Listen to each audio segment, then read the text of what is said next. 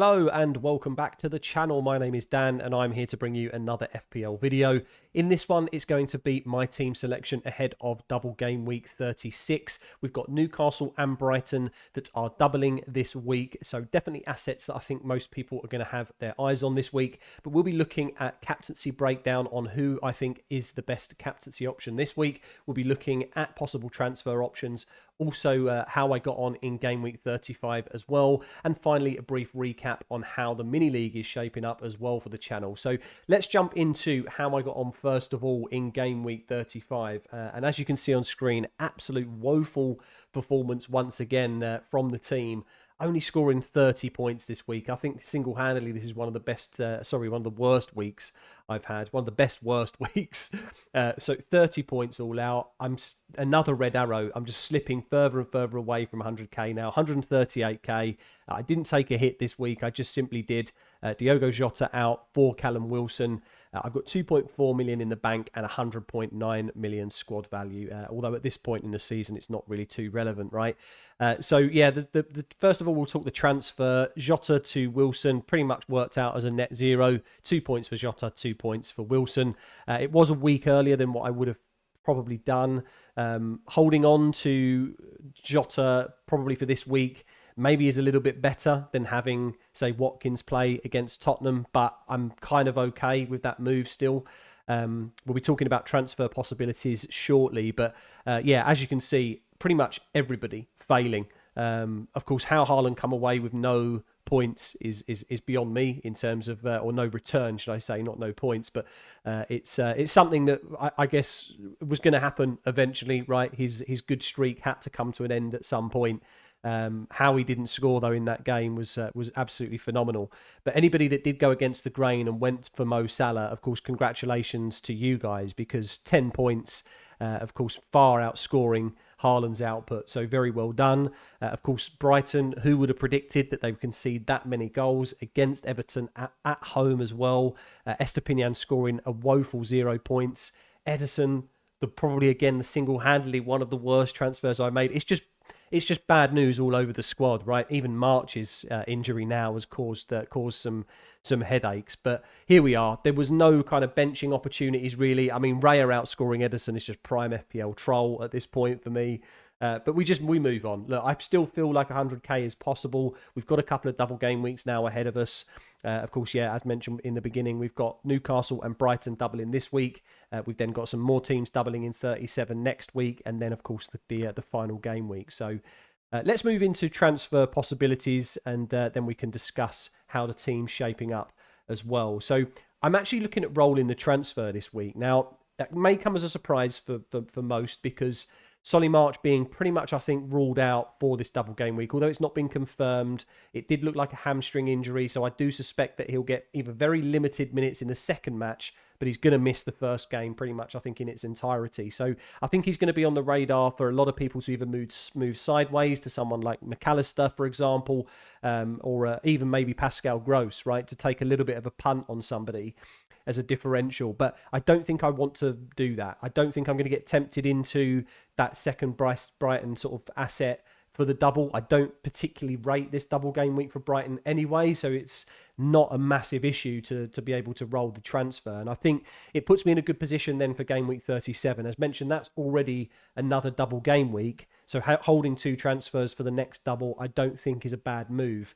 Potential thoughts just off the fly essentially is that I will sell March, potentially maybe for someone like Bruno Fernandes, and the way that I would free up the extra funds would be to go from, say, Ollie Watkins down to a Sam Greenwood to free up that extra few million to be able to move for him. So that's kind of in my thoughts. Maybe I do that. Manchester United's fixtures for the last few are pretty good. I'm confident that we'll be able to secure top 4 over these next few weeks. So potentially he gets involved quite substantially. So that's kind of my initial thoughts on game week 37 moves. But that, of course, then means I would have to essentially roll. So as long as there's no extra kind of late team news or anything that means I have to essentially react, I'm pretty confident that I'm more than likely going to roll. So let's have a look at captaincy breakdown next.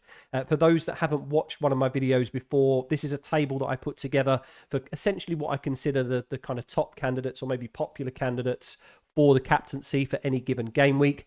What I do then is I have a look at the average position that the player plays, and then I take the opponents that they're facing. I put that into Fantasy Football Scout and check how many chances those opponents have conceded in the areas that these players operate in. So hopefully that makes sense. And that's taking a pool of data over the last 4 game weeks. So it's not season long data, it's very recent performances. And that way we can kind of understand who's maybe not in form from a defensive point of view, right? And that's what we try to capitalize on. Now, it doesn't always work for us. I've got to admit that, absolutely. But it's just, I think, a slightly different table to look at as opposed to maybe some other content creators. So the points last 5 is the final column there as well, just to give a summary of the total points scored. Now, I won't go into everybody individually here. Obviously, I'll keep this on screen for you guys for a moment, just so that you can sort of, take in the data, I guess. But there's really, I think, a standout double game weeker option for me personally, based on underlying data as well in terms of their stats and possible outputs. But then there's also those single game week options as well. So I personally think there's only 3 options that I will go with, and I'm pretty certain that I'm going to be going for Callum Wilson. I think that the captaincy on him, 33 points in the last 5 game weeks. Yes, he blanked against Arsenal, and the 2 double-digit hauls were against Southampton and Everton. So they are, of course, in relegation fights. Maybe there was just some spaces opening up in those games. I've not actually watched them to see how he returned, but his XG numbers have been very, very strong even before those games. And of course, he appeared essentially as a substitute. And I feel like with Leeds and Brighton, when you look at the chances conceded, actually centrally Leeds haven't conceded that many in the last 4 game weeks, surprisingly, even though they've conceded, I think it's 9 goals in the last 4 games. Brighton seem to be the one. They conceded 29 chances centrally, which I think maybe the Everton game has influenced this a little bit after conceding so many goals there. But I do feel like that Wilson may be able to capitalise against them. And of course, some people are even questioning playing Estepinian or Jason Steele in this double game week, because it looks like it could be essentially clean sheet wipeout territory, right? But I do think Callum Wilson makes the most sense for the double game weeker. I don't hate Isak. I think he is a good option still as well. But as you can see in the last 5, he's a little bit off the mark in terms of Wilson's numbers. And when they both start together, especially with the news of Longstaff's injury, at least for the first game, we anticipate that more than likely both of them are going to start again. So Isak was probably more the ex-Min's safety pick and choice. But when he starts with Wilson, I think he becomes a less viable captain, just because you're probably going to rely on an assist rather than a goal. But either way, I still think both of them are great options. And then for single game weekers, I just had to highlight Salah and Haaland. You cannot ignore the form that both of these guys are in. As mentioned, this is the first blank for Haaland in the past 5 game weeks. He scored 12, 14, 8, 8 respectively, and then of course blanked against Leeds with that 2-pointer. Mo Salah's one that's picked up a little bit of form, sort of had that small dip about 3-4 game weeks ago there with that 2-pointer, but he scored 7, 2, 7, 11 and 10 points over the last 5 game weeks, which is very strong numbers. It's a good fixture for Salah as well. So I definitely think that there's options there for the single game week territory as well if you want to be a little bit differential.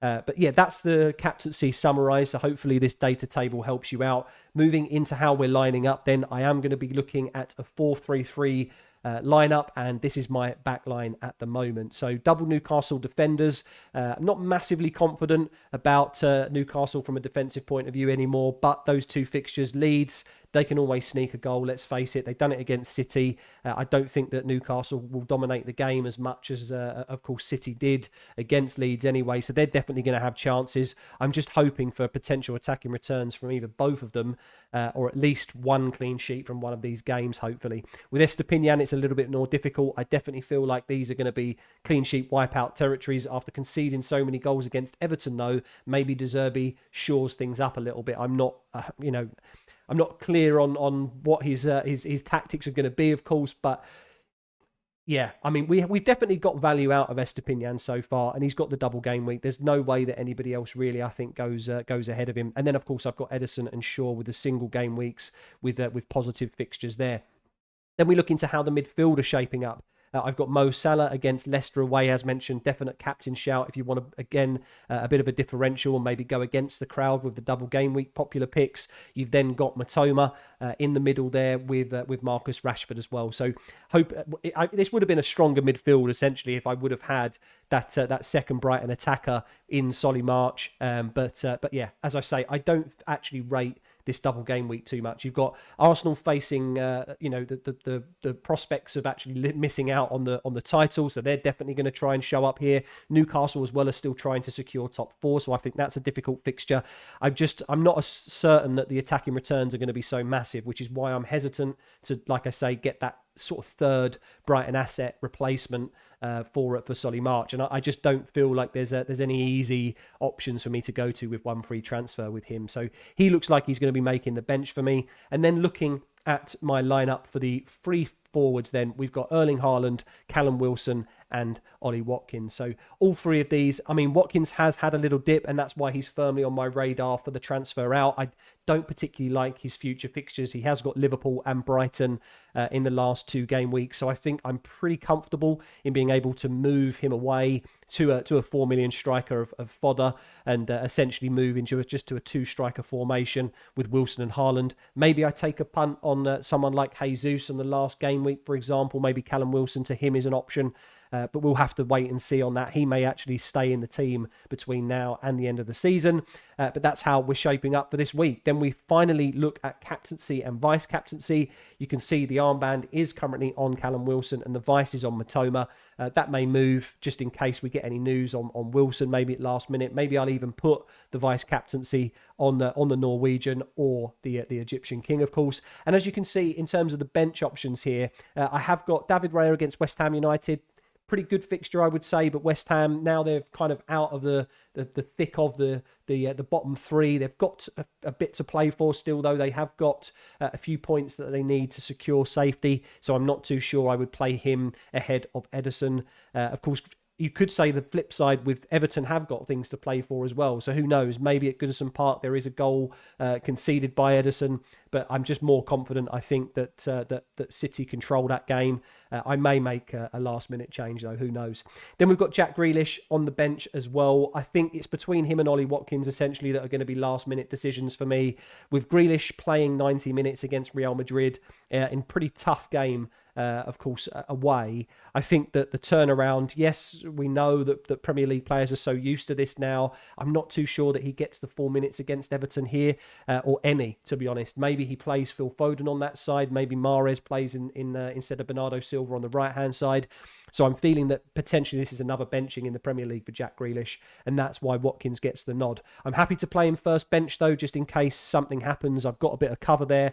But as mentioned, Solly March being injured, and I don't think Rico Henry really comes in for anybody from this squad. So pretty confident with this team in this week. Of course, captaincy is definitely going to be a massive swing, so hopefully I can get a green arrow for the first time in I think it's about 5 weeks and get closer to that 100k, but who knows? It is maybe a bit of a gamble going for Callum Wilson here. Of course, there are going to be casual players as well that absolutely will keep the captaincy on Haaland or Salah, and who knows? They can easily pop off at any point, as we know, and those 2 fixtures for both of them look pretty damn good. So let me know in the comments below what your dilemmas are or what your team is shaping up to be like. Any transfer decisions, let me know in the comments below, and I will try to give my best advice to you guys.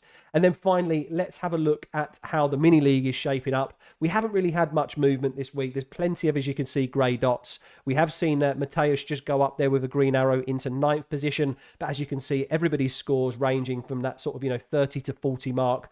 There were a couple of sort of mid-40s there in 6th and 7th, but most people in the low 30s to medium 30s in terms of points. As you can see, Jan Aigner and George, they're the 2 kind of fighting for that top spot, really, in terms of for a prize. Again, as mentioned in previous videos, Lewis isn't eligible just because he joined the league so late. But yeah, Jan Aigner and George, that's definitely a competition that I'm keeping my eye on for the next few weeks. And good luck to both of you in the season running. So yeah, plenty more content to come for you guys between now and the end of the season. I'll be doing a live stream, of course, for Game Week 36 as well, so feel free to tune into that. Of course, if you enjoyed the content finally, guys, and you want to support the channel, then please do hit that like button below, smash that subscribe button to be notified of all future content, and I'll hopefully see you in another video soon. Take care, guys. Thanks for watching.